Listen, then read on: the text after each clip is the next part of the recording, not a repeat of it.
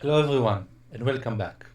So, before we start diving into code, let's speak a little bit of understanding the difference between threads to processes. So, let's get started. Welcome to our deep dive understanding currency in Python. Today we will explore the fundamental difference between the threads and the processes. And we will talk about how Python utilizes this to achieve concurrent execution in applications. So, let's start with concurrency a premiere. Concurrency allows multiple sequences of operations to run in overlapping periods. It's crucial for improving the efficiency and responsiveness of program, particularly in IO-bound and CPU-bound tasks. So you can run it overlapping. At the same time, you will run the operation at the same time because they overlapping. So let's talk about threads in Python.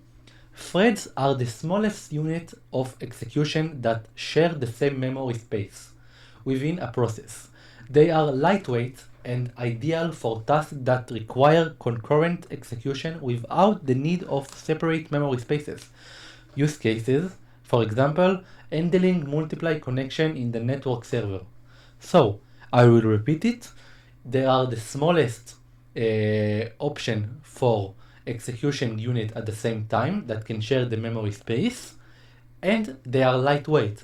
So we will use them in the memories of the use case of the small memory events like handling multiple connection.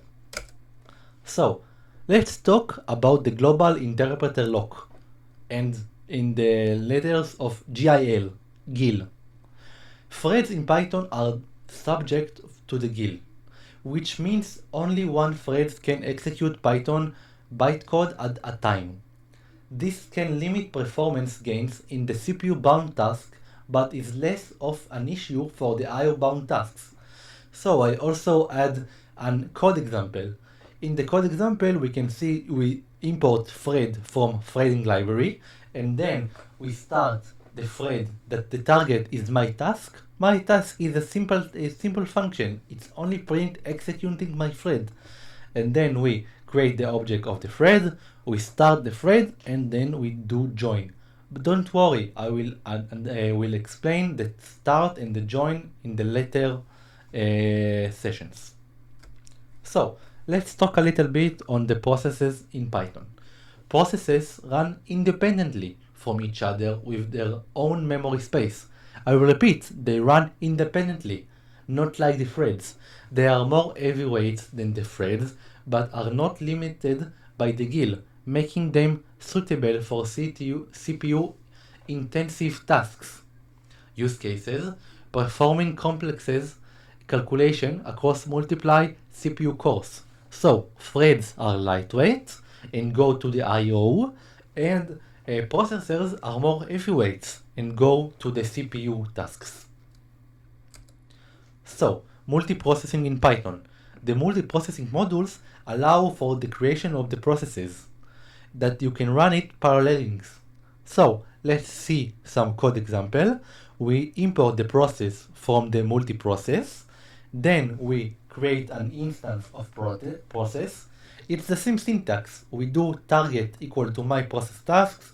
As the last example, we only do print executing my process tasks, and then we start the process and join the process.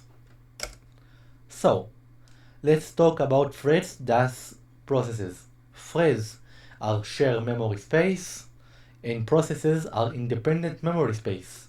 Threads are efficient for IO-bound tasks, and processors suitable for CPU-bound tasks. Threads are limited by the GIL and CPU-bound tasks, and processors are higher overhead than the threads.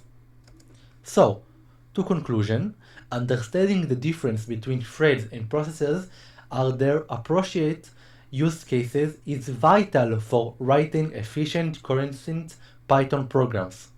Experiment with both in your projects to see which best suits to your needs.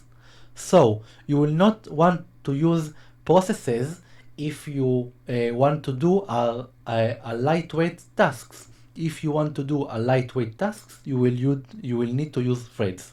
But as I said earlier, don't worry, I will teach you all of it in the next lecture. Thank you very much, and I see you at the next lecture. Bye bye.